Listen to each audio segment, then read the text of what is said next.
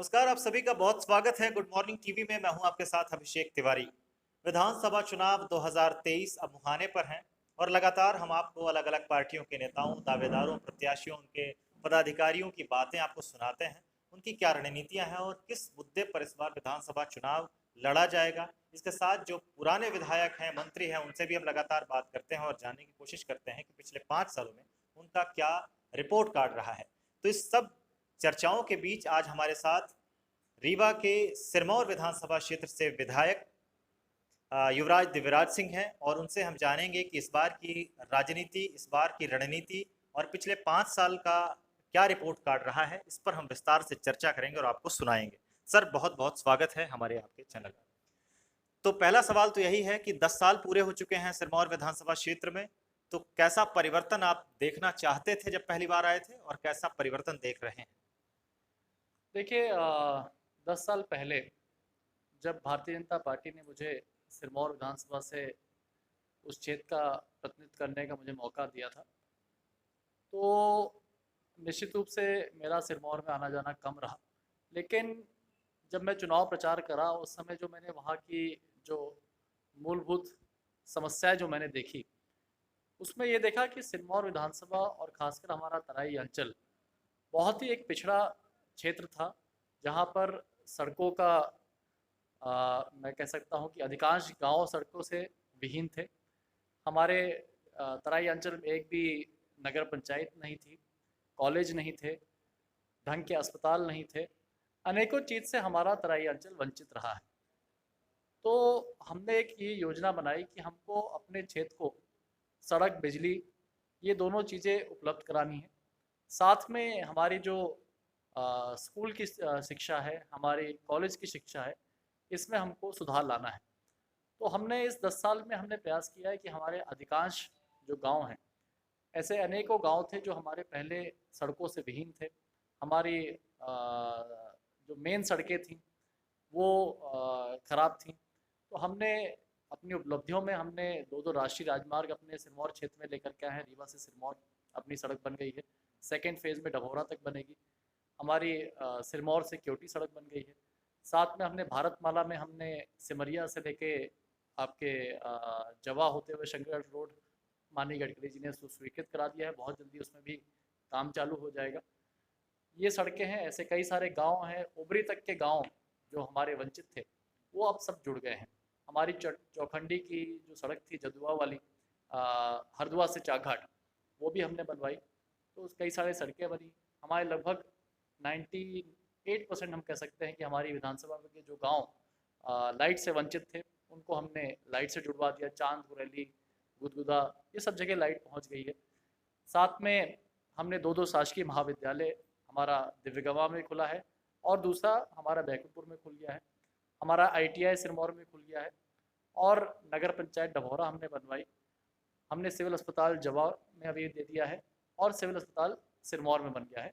और एक परसों ही हमको बहुत बड़ी उपलब्धि प्राप्त हुई है कि हमारा जवा जो SDM कोर्ट की बहुत दिनों से मांग थी, अब वहाँ पर SDM भी अब हमारे जवा में ही बैठेगा। ये तो आपके 10 साल के जो आपने काम कराए इस पर चर्चा हुई।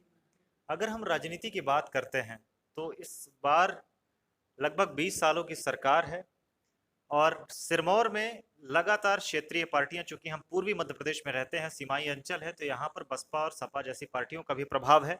आम आदमी पार्टी भी इस बार चुनावी मैदान पर उतरने को आतुर है। तो ऐसी परिस्थिति में, और कांग्रेस तो आपकी प्रतिद्वंदी है ही पूरे प्रदेश में, तो इस बार कैसे जनता को किस मुद्दे पर आप बताएंगे कि हमें वोट करें फिर से?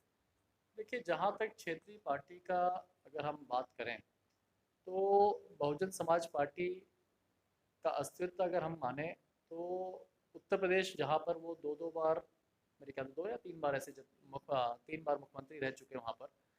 तो उत्तर प्रदेश में पिछले चुनाव में बहुजन समाज पार्टी मात्र एक सीट पे मेरे ख्याल से वहाँ पर सीमित हो गई। तो बहुजन पार्टी, समाज पार्टी जहाँ पर जनाधार था, वहीं पर वो ख़त्म हो चुकी है। तो मेरे ख्याल से जब उत्तर प्रदेश में बहुजन समाज पार्टी खत्म हो गई, तो मेरे ख्याल से मध्य प्रदेश में भी उसका वोट बैंक अब काफ़ी कम हो जाएगा। और हम लोग ये निरंतर देख रहे हैं जो ट्रेंड चल रहा है कि बहुजन समाज पार्टी का जो रीवा और विंध्य में जो वोट बैंक था, वो निरंतर घटता जा रहा है। दूसरी बात आपने आम आदमी पार्टी की करी, तो आम आदमी पार्टी भी अभी नॉर्थ की पार्टी है। अभी पिछले चुनाव में भी आम आदमी पार्टी से हमारे क्षेत्र से चुनाव लड़े थे, तो महज 500 वोट पाए थे वो। और हमारे यहाँ मुझे जो अभी अनुमान लग रहा है कि अभी ऐसा कोई क्षेत्रीय दल ऐसा कोई उभर के नहीं आ रहा है, या ऐसा कोई व्यक्ति नहीं दिखाई दे रहा है जो आम आदमी पार्टी से चुनाव लड़ करके बहुत ज़्यादा फाइट दे पाएंगे। निश्चित रूप से देखिए क्या है कि ये एक हमारा जो मेरे ख्याल से हम लोग मानते हैं कि हमारी जिस तरह की डेमोक्रेसी है, उसमें हर व्यक्ति को और हर दल को चुनाव लड़ने का अधिकार है। सब अपने अपने मुद्दे लेकर के आते हैं, और मेरे ख्याल से हम सब स्वागत करते हैं। अगर उनके पास कोई मुद्दे हैं, जनता के पास जाएं, और अगर जनता उनको स्वीकार करेगी तो उनको वोट मिलेगा मेरे ख्याल से। तो सबके लिए मेरे ख्याल से वो रहेगा। जब से चुनाव सामने आए हैं तो हम लगातार ये बात सुन रहे हैं कि मध्य प्रदेश में जो कथित सर्वे हैं उसमें विंध्य पिछड़ता हुआ नजर आ रहा है भारतीय जनता पार्टी के दृष्टिकोण से। यही कारण है कि अब शिवराज सिंह चौहान और पूरी आपका संगठन नेतृत्व लगातार यहाँ पर काम कर रहा है। कई बार ये आरोप भी कांग्रेसी लगाते हैं कि बड़े नेताओं का आवागमन बढ़ गया है। मंत्री पद जो 3 वर्षों से खाली था, यहाँ पर प्रतिनिधित्व से जूझ रहा था जिला, वो दिया गया। तो इस सब बातों पर आपके क्या विचार हैं? क्या आपको लगता है कि सर्वे में स्थिति वाकई कुछ खराब? देखिए, जो सर्वे की अगर हम बात करें, तो अब सर्वे कौन कराता है, क्या कराता है? पिछली बार जब मेरा चुनाव का सर्वे हुआ था, तो अधिकांश मीडिया कह रही थी कि हम चुनाव नहीं जीतेंगे। लेकिन हमने ये देखा कि 8 सीटें हमारी रीवा की हम लोग जीते, और अच्छे मतों से हमारी भारतीय जनता पार्टी जीती।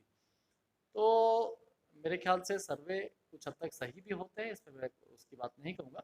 लेकिन अधिकांश रूप में हमने ये देखा है कि सर्वे को हमको वहाँ पे जाके कराना चाहिए जो गरीब है, जो वंचित वर्ग है। हमारे भारतीय जनता पार्टी ने गरीब, वंचित, महिला, ऐसे बहुत सारे समाज हैं जो खुल करके बोलते नहीं हैं, जो केवल सरकार की जो नीतियां हैं उनको देख करके आज मोदी जी और शिवराज जी से जुड़े हैं। हमारे भारतीय जनता पार्टी ने आखिरी पंक्ति पे बैठे हुए गरीब को फोकस किया है, और आज मेरे ख्याल से हमारे मध्य प्रदेश का, हमारे विंध्य का, हमारा गरीब वर्ग, हमारी महिलाएं, ये सब पूरी तरीके से भारतीय जनता पार्टी के साथ हैं। और केवल रीवा नहीं, मैं मानता हूँ पूरे मध्य प्रदेश में एक बहुत बड़ी लहर उभरेगी, और भारतीय जनता पार्टी उसमें विजय दिखाई देगी। रीवा में कितनी सीटें आप देखते हैं? क्या रिपीट होगा 8 की 8 सीट? देखिए, अब जो रीवा जो नया जिला है उसमें 6 सीटें हैं। तो मैं तो मानता हूँ रीवा संभाग जो हमने पहले पिछली बार दिया था, लगभग 24 सीट शायद आई थी। तो 24 सीट हमारी, हम तो मानते हैं कि हम 30 की 30 जीतेंगे। इस बार 30 थी पिछली बार, तो 30 में से कुछ कम गई थी, तो हम तो पूरा जिताएंगे। और मैं तो मानता हूँ कि हम लोग का जो टारगेट है 180 पार करने का, वो हम पूरा करेंगे। ये आपने बड़ी कॉन्फिडेंस से ये बात कही है। आप फिर से चुनाव जीतते हैं तो अब तीसरी बार के आप विधायक होंगे, और मान लीजिए सरकार भी बन जाती है, तो क्या इस बार रीवा जिले को एक युवा मंत्री भी देखने को मिल सकता है? कितनी? देखिए, ये तो मानिए उस समय जो मुख्यमंत्री होंगे शिवराज जी, अगर मैं तो चाहूँगा कि शिवराज जी दोबारा बने। लेकिन जो भी उस समय की सरकार होगी, मेरा मानना है कि हमारी भारतीय जनता पार्टी की सरकार रहेगी। और निरंतर हम लोग देख रहे हैं कि युवाओं को भारतीय जनता पार्टी में ज़्यादा से ज़्यादा मौका देने का एक प्रचलन चालू हुआ है, और वो सराहनीय है। तो पहली बात तो मैं अपने 10 साल में मैंने जो कार्य किए हैं, निश्चित रूप से हमारी जनता में, सिरमौर क्षेत्र में एक उसका एक बहुत बड़ा उत्साह है। और एक पॉजिटिव वे में हमारे क्षेत्र में ये पॉजिटिविटी है कि हमारी सरकार बनेगी, और आगे भी अच्छे काम होंगे हमारे क्षेत्र में। टिकट को लेकर अभी भारतीय जनता पार्टी में ये कहा जाता है कि अंतिम समय तक ये फैसला नहीं हो पाता है। किसी को ये पता नहीं होता है कि हमारी टिकट उसी विधानसभा क्षेत्र से रहेगी या कट जाएगी या फिर बदल दिया जाएगा। ऐसा कुछ इशारा है कि आप ही चुनाव लड़ेंगे? ऐसा तो नहीं है कि विधानसभा क्षेत्र, ऐसी भी बातें हो रही हैं जो कि जिले की राजनीति में कि विधानसभा क्षेत्र बदला जा सकता है, तो इस पर कितनी? देखिए, ये विषय तो मेरे पास हर बार कोई ना कोई लेकर के आता है। इस विषय में मेरा फिलहाल तो जवाब यही है कि मैंने अपनी तैयारी सिरमौर विधानसभा से करी हुई है। पूरी तरीके से हमारे कार्यकर्ता वहाँ पे तैनात हैं, हमारी पूरी रणनीति बनी है। लेकिन मैं हमेशा से ये कहता हूँ कि मैं पार्टी का एक सच्चा सिपाही हूँ। पार्टी जहाँ से दायित्व देगी, जहाँ से कहेगी, वहाँ से चुनाव लड़ जाएंगे। अब जातिगत समीकरण पर बात करते हैं, क्योंकि रीवा की जो राजनीति है इस पर बहुत आधारित है, और हमेशा अभी सभी पार्टियां भी इसी फॉर्मूले पर काम करती हैं। तो आपके यहाँ से अभी जो 2 सीटें फाइनल हुई हैं, समाजवादी पार्टी और बहुजन समाज पार्टी, उससे ब्राह्मण वर्ग के नेता हैं। तीसरी पार्टी जो आम आदमी है, उससे भी ब्राह्मण वर्ग के कुछ लोग नए आए हुए हैं। पूर्व विधायक है राजकुमार उर्मलिया जी, अगर उन्हें टिकट मिलती है, एक हमारी सोच है। और कांग्रेस ने अभी अपने पत्ते नहीं खोले हैं। तो ये इसको किस दृष्टिकोण से आप लेते हैं? जिस तरह से 2 सीटें क्लियर हो चुकी हैं ब्राह्मण की, और उस वो क्षेत्र भी ब्राह्मण बाहुल्य क्षेत्र है, ओबीसी का अच्छा प्रभाव है, ओबीसी पूरे वर्ग का। तो इस जातिगत समीकरणों में अपने आप को कितना फिट बैठाते हैं? देखिए, मैं मानता हूँ कि हमारे सिरमौर विधानसभा में 2,10,000 2,15,000 वोटर हैं, और कोई भी पार्टी जब तक, या कोई भी कैंडिडेट जब तक सभी समाज का वोट नहीं प्राप्त करता है, तब तक वो चुनाव नहीं जीत सकता है। हमने निरंतर 5 साल 10 साल में हमने प्रयास किया है कि केवल हमारा एक ही मुद्दा रहे कि हम विकास हमारे क्षेत्र का करें, चाहे वो स्कूलों के माध्यम से हो, चाहे वो नहरों के माध्यम से हो, चाहे वो नगर पंचायतें बनाना हो, एसडीएम कोर्ट लाना हो, आने वाले भविष्य में फैक्ट्रियाँ खोलना है। ये सभी चीज़ों में कोई जातिगत मेरे ख्याल से एंगल नहीं होता है। और मैं भी कभी इस तरीके से राजनीति नहीं किया हूँ कि मैं ये गिनूँ कि कितने वोट किसके हैं, क्या हैं। हम केवल ये प्रयास करते हैं कि हमारे सिरमौर क्षेत्र का विकास हो, और विकास के साथ साथ हमारी भारतीय जनता पार्टी वहाँ से जीतती रहे। यही मैं कहा कि विकास ही हमारा लक्ष्य है और कोई जातियां इसमें इन्वॉल्व नहीं है, सभी जातियों का हम विकास करते हैं।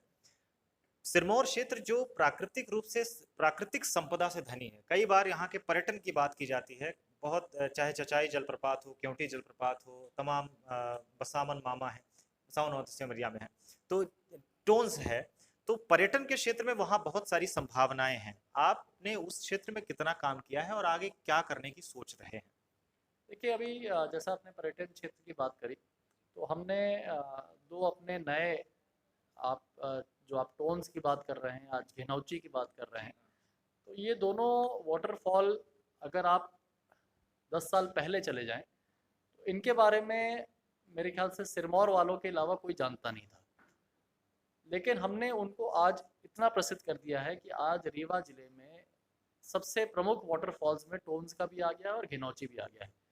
साथ में हमारा क्योटी वाटरफॉल भी एक ऐसा प्रसिद्ध वाटरफॉल है जो कई सालों से हम लोग मानते थे कि वो एक तो उसकी नेचुरल ब्यूटी प्लस वहाँ हिस्टोरिकल ब्यूटी भी है।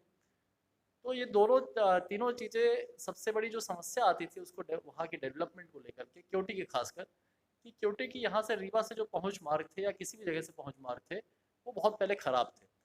लेकिन हमने सबसे पहले ये किया कि हमारा इंफ्रास्ट्रक्चर वहाँ का डेवलप हो। आज हमारा क्योटी से सिरमौर, आपके इलाहाबाद की रोड जो है, वो इतनी बेहतरीन हो गई है, प्रयागराज की सड़क, कि हमारे यहाँ आज की डेट में जितने आपके बाकी वाटरफॉल से ज़्यादा हमारे क्योटी वाटरफॉल में हमारे उत्तर प्रदेश के बहुत सारे सैलानी आते हैं। तो उसके लिए हमने बहुत बड़ा ये योगदान जो था वो सड़कों का था, तो सड़कें के माध्यम से अब सब लोग पहुँचने लगे। दूसरा, वहाँ पे हमने ये किया है कि क्योटी में हमने रेलिंग वगैरह तो लगा दी है, उसके साथ साथ हम कोशिश कर रहे हैं कि उसका किला भी, जो ऐतिहासिक किला है, वो प्राइवेट पार्टनरशिप के माध्यम से उसका डेवलपमेंट किया जाए। एक हमारी राजस्थान की कंपनी ने उसका अभी लीज पे लिया है, बहुत जल्दी वो लोग काम भी चलाएंगे, मेरे संपर्क में भी हैं वो लोग। तो एक वो किला को हम लोग विकसित करेंगे जिससे कि वहाँ पे पर्यटन और बढ़े। टोन्स में ज़रूर एक समस्या आ रही थी क्योंकि बहुत बॉटल नेक में वो था, तो सिक्योरिटी की दृष्टि से उसमें समस्याएं आती थी। उसको भी हम लोग कोशिश करेंगे कि इसको दोबारा हम लोग और अच्छे ढंग से उसको व्यवस्थित करके उसको भी दोबारा हम लोग चालू करवा दें। तो ये थे हमारे साथ सिरमौर के विधायक दिव्यराज सिंह जी, जिन्होंने अपने विकास के बारे में बात करी, 5 साल का क्या काम किया है और क्या काम आगे अगर जीतते हैं तो करने वाले हैं। इस पर भी उन्होंने चर्चा की, जातिगत समीकरणों पर चर्चा की, राजनीति पर चर्चा की। सर, हमसे जुड़ने के लिए आपका बहुत बहुत धन्यवाद। धन्यवाद। तो इसी तरह की तमाम राजनीतिक खबरों, इंटरव्यूज़, रिपोर्ट्स के लिए बने रहिए गुड मॉर्निंग टीवी के साथ। नमस्कार, धन्यवाद।